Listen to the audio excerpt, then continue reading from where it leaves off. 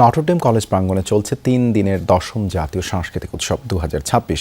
সাংস্কৃতিক উৎসবের দ্বিতীয় দিনে গান, নাচ, পাপেট শো সহ থাকছে ২৬টি ইভেন্ট।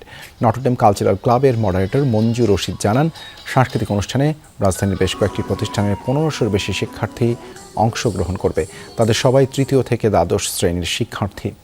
আয়োজকরা জানান, চিত্রাঙ্কন প্রতিযোগিতায় বয়সের সীমা শিথিল করা হয়েছে। প্রতিদিন সকাল ৮:৩০ থেকে সন্ধ্যা ৬টা পর্যন্ত চলছে এই আয়োজন। আগামীকাল শেষ হবে ৩ দিনের জাতীয় সাংস্কৃতিক উৎসব।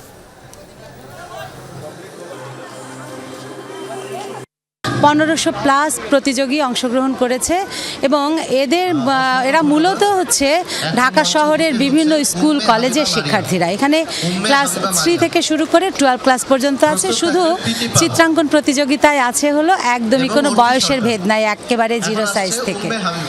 আমাদের আগামীকাল এর সমাপনী এবং পুরস্কার বিতরণী।